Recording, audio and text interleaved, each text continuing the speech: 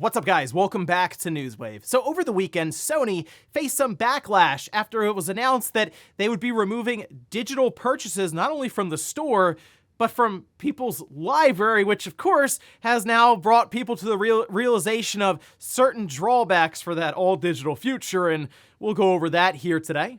Also, we are going to be talking about GTA 6, which is pretty much the story of the week. We'll have it revealed soon, but of course, some of the weirdest stuff is happening online when it comes to leaks for this game. And we'll also be talking about another strategy Microsoft will be taking going forward, and that has to do with a new storefront for mobile phones. Guys, if you enjoy these videos, make sure to hit that like button, helps out a ton. And if new here to the SpawnWave channel, make sure you subscribe down below. And we're gonna start today with the Game Awards. That's actually coming up this Thursday, and we are of course anticipating a bunch of big game reveals, and it appears that SEGA is just trying to get people prepared for something they have up their sleeve. This was posted up, we can see, by Maximilian Duda over on Twitter, showing this card that SEGA had mailed out, like physically mailed out, not through emails, no, actually through the mail, and it says, "New era, new energy, make sure to tune in to the Game Awards December 7th. And you got a little SEGA logo at the bottom. Now, Max does point out that it appears SEGA is sending this to fighting game creators, as he also quote tweeted, "Curious Joy."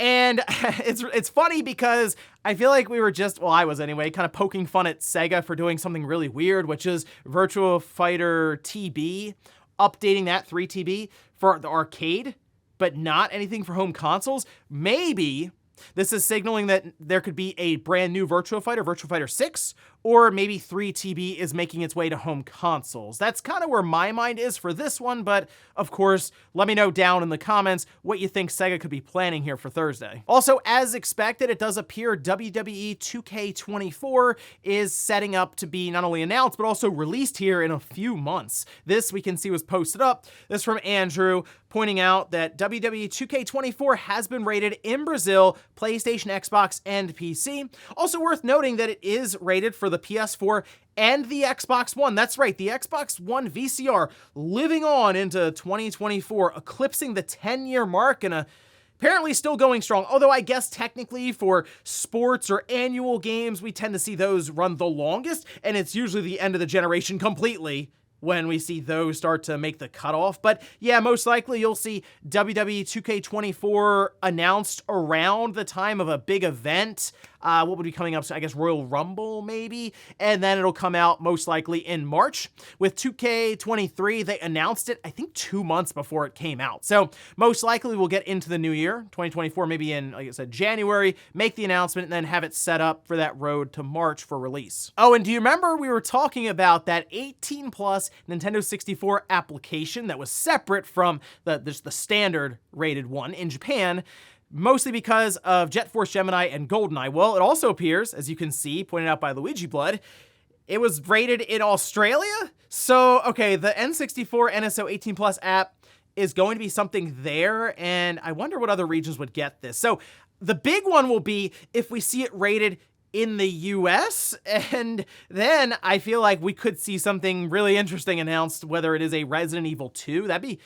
kind of odd to go back to and see. I mean, the technical wizardry of getting that game from a 2-disc PS1 release to the Nintendo 64, very impressive stuff. But then also maybe Conker's Bad Fur Day. A lot of talk with Rare, it seems, with things like Jet Force Gemini and GoldenEye, so I guess you never know. But yeah, at least in Australia, there will be an 18 plus application. So we'll just keep an eye out to see if we get a rating, maybe with the ESRB, and then really, who knows what we could see going forward with Nintendo and some mature-rated Nintendo 64 releases on NSO. And guys, with some of the quick news out of the way, let's get into the bigger stuff. Let's start right away with that all-digital future that we've been slowly barreling towards pretty much every generation. One big step towards basically no more physical media and everything just being part of a database that you access when they allow you to access it. And this is something that I think people have thought about, but not really taken into account until, I don't know, maybe a bunch of digital purchases you've made just get pulled out of your library. And that is something that is happening for PlayStation owners, as Sony did announce this over on their website, saying discovery and entitlements affected titles as of December 31st, 2023, so the last day of this year, obviously, Due to our content licensing arrangements with content providers, you will no longer be able to watch any of your previously purchased Discovery content, and the content will be removed from your video library. So, okay, we've had things get delisted, right, on storefronts. And a lot of times, like, hey, you know what, you might want to go pick this up because in 2 months, it'll no longer be for sale in the store. You'll still be able to have it in your library, so if you have purchased it, you'll be able to download it. Not the case, though, with this. Now, Discovery, I believe, they merged with WB, and people believe, okay, well, if that's the case, then they're reevaluating deals that maybe they have with a company like Sony. And in that case, well, let's just start scrolling through all of the stuff that you can no longer access, and if you have purchased, will be removed from your digital library. Now, of course, if you own these on Blu-ray or DVD, you could still pull them off the shelf and pop them in and watch them, sure. And there's a lot of, obviously, TV shows, movies and stuff, seasons of these TV shows. But still, if you're a big fan and you want to occasionally pop in and check out an episode here or there, and obviously the big one is people coming to the realization or just being reminded that you're not actually buying digital goods, and that goes for games. You're technically being allowed or licensed it. So, like, the licensing thing can always, of course, fall through, as we're seeing here. And we've seen many examples with just games in general. There are some games that I would love to see backwards compatible, something like, let's just say Jet Set Radio Future, but then you hear about some of the stuff around the music, and that's one of the reasons that they can't actually touch that. And this has been mentioned many, many times. That's just backwards compatibility. Now think about 10 or 15 years into the future where we expect just backwards compatibility to be a thing, same storefront we're using now for the digital side. But games have to just kind of disappear, not only from the digital store, but also from your library, because deals that maybe were in place for 10 or 15 years even are starting to run up and renewals aren't happening. And I think that's the biggest concern right now with the idea of there being no physical media is you may just have games completely disappear. It might not be that situation of, hey, if you downloaded it, don't worry, you already bought it, you can still go ahead and download it. And that is something I'm waiting to see if we get a large pool of games or something where it goes through this situation, how that exactly goes down online. But the other part would be, could it be too late then? Because if we get into the PlayStation 6 or the Xbox XXX era, I don't know what they're going to call it, but if we get into that next generation and midway through we start to hear about games going away, at that point it's too late. Sony, Microsoft, they completely control game sales and licensing at that point, and who knows what happens then going forward. I know we talk about game preservation, but at this point, we're just talking about keeping things you've purchased. Next up, let's talk about Grand Theft Auto 6 and how tomorrow at 9 a.m. Eastern Time, the internet might face a worldwide blackout because you can see this was posted up over on Rockstar's account. Yeah, that's right. Trailer 1. All right, Tuesday, December 5th, 9 a.m. Eastern Time. This tweet went absolutely viral. 150 million views as of the time of this recording. 1.9 million likes. Absolutely ridiculous. And this is just trailer 1. It's a card announcing the trailer. What do you think the trailer is going to do? It's certainly going to cause a lot of conversation based around how the game looks, of course, the direction, the characters, the story, maybe different elements to gameplay, a lot of stuff to take in. But something I figured would happen, and you know what? I'll admit, even though I was expecting it, I didn't know if it would go this path because this does sound ridiculous. There were going to be a bunch of leaks or just fake leaks that were trying to pass off as something that came out of like the side door at Rockstar or something overnight. Well, take a look at this headline. This is from IGN, and it says, Grand Theft Auto 6 leaks may have just come from a Rockstar employee's son. All right, so people are trying to figure out if these are legitimate. And essentially what's happened here is a prominent developer, or say a higher up at Rockstar North, their son allegedly took to TikTok and just started posting off-screen footage of a development build for Grand Theft Auto 5, and it appeared to show them sort of panning around, basically flying around with a free camera of a development side of Grand Theft Auto 6. Showcasing the city, and I can't show you here because, as expected, Take-Two and Rockstar, they're going scorched earth on this whole thing. They're not even messing around. Even if it's like Could this be a thing? They're not playing around. It's out, right? They're just cutting it all down, copyrights all over the place. But we're still not really sure if this is legitimate. Now, the TikTok account that was sharing this has now gone private, so people are wondering, okay, did they just, maybe it got a little too much, it got a little too out of control even for them, and they're like, oh, we're just kind of playing around. I wanted to show you guys that my dad is actually an employee at Rockstar. Or someone was just pulling an elaborate hoax. And at this point with AI, who really knows it? You see all kinds of stuff just being generated in general using artificial intelligence, as there's just a bunch of different ways to generate images and even video at this time. And it goes a step further, as there are now a bunch of just impersonation accounts popping up that are sharing footage that's like cut together pieces of, I've seen Grand Theft Auto, I've seen Flight Simulator, I've seen Saints Row, and a lot of different shots just in general from different games pasted together, trying to masquerade as a big Grand Theft Auto 6 leak. Really just take advantage of views in the algorithm that is currently exploding with the anticipation around the big trailer tomorrow. And let's face it, we're just looking forward to a trailer, our first look at the game. So sure, I guess there could be spoilers involved with that. Who really knows? As again, people are just trying to trick each other. At this time, I would just say, you know what?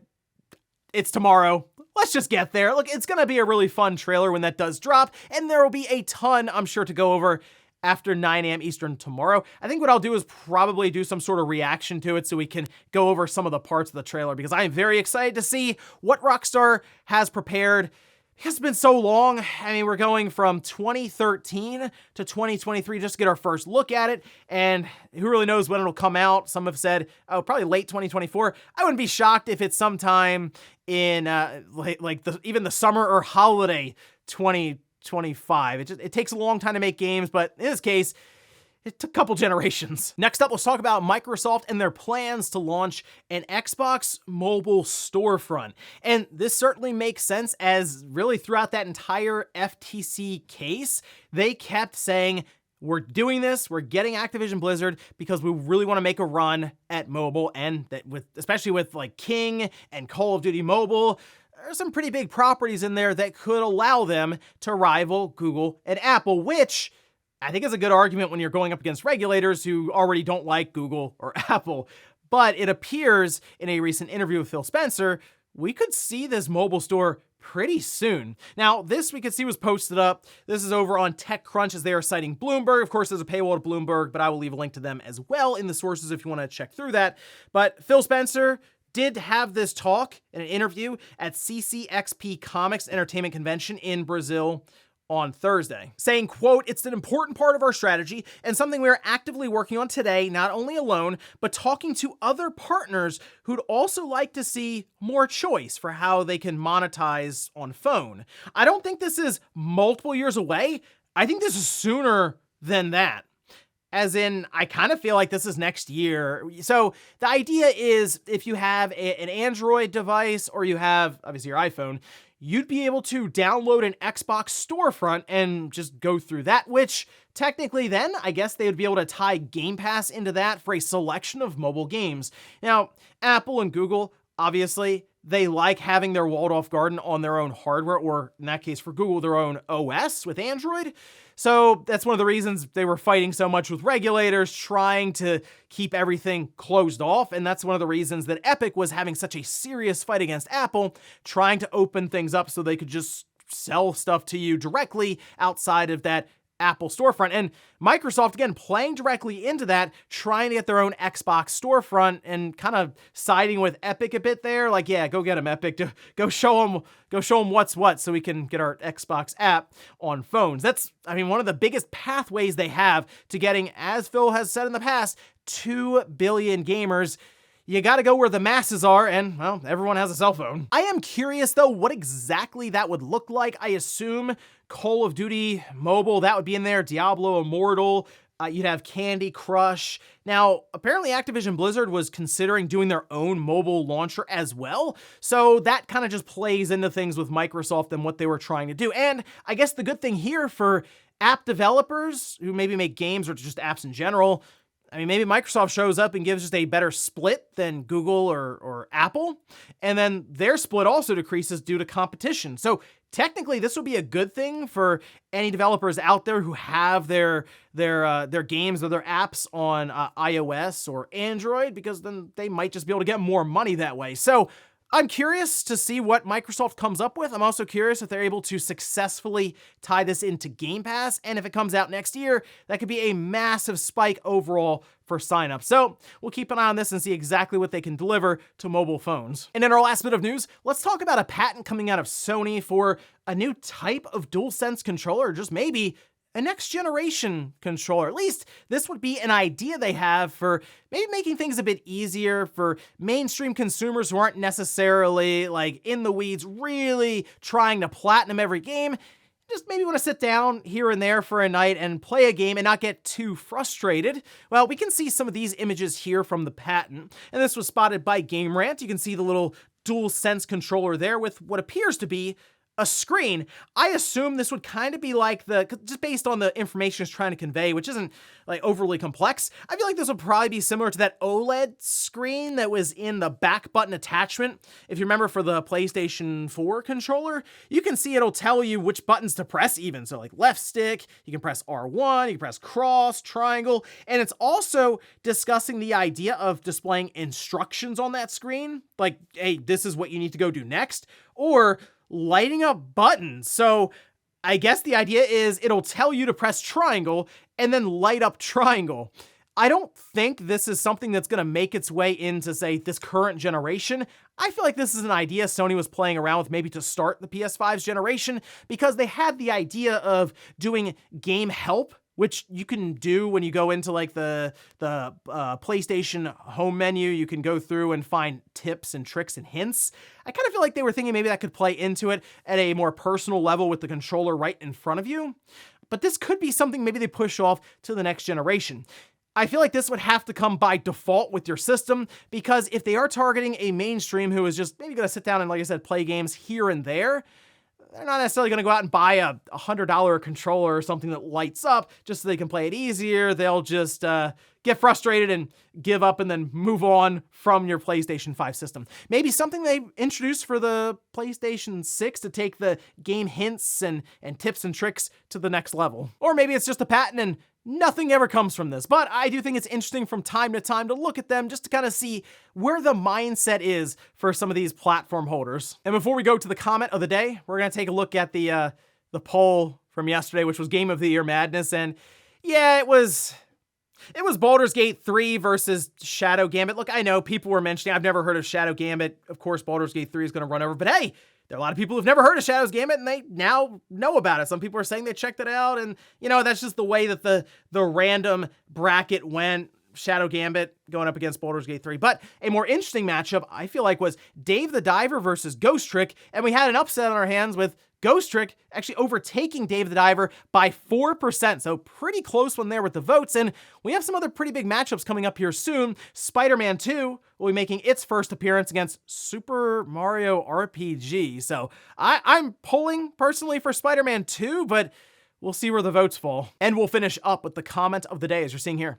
This is from Hoopty, who says, "Too late, I bought Batman Arkham Trilogy, the physical version. I am starting out on Asylum. That runs great, and I'm sure City will too. I have never played these, is why I bought it on Switch, but what a shame about Arkham Knight, though." Yeah, so I learned over the podcast when we were talking about it, Arkham Asylum seems to run okay. City runs okay. It is mostly just Knight, but I also learned, and I think this is important to clarify, apparently each game is not purchasable individually. And that's weird because each one has its own store page and each one is represented by a different icon on your Switch home screen. I don't really know what's going on there, but I don't like that. That seems off. So I hope that's something they have planned in the future, because it almost appears like they were playing that just based on the way it's represented on the eShop, and then they decided not to because who knows, maybe Night was so bad, they're like, well, you got to buy the whole collection if you want to play City or Asylum or what have you. So I recommend waiting for a sale. Cannot recommend spending $60 on this collection with the current state of Night. So either they need to fix that through a patch or put the whole thing on deep discount, which, by the way, $6 on the PlayStation Store. Just saying. And ladies and gentlemen, that's going to do it here for Newswave. If you enjoyed this video, guys, hit that like button. If not, hit the dislike. Leave comments down below about everything we talked about here today. Was the all-digital future and some drawbacks that people are noticing right now, realizing, wait a minute, my digital purchases aren't safe? Then also, what about GTA 6 trailer coming up tomorrow? What's your hype level? And what do you think the big aha moment's going to be for that trailer when it drops tomorrow? Thanks, guys, for watching, and I'll see you next time.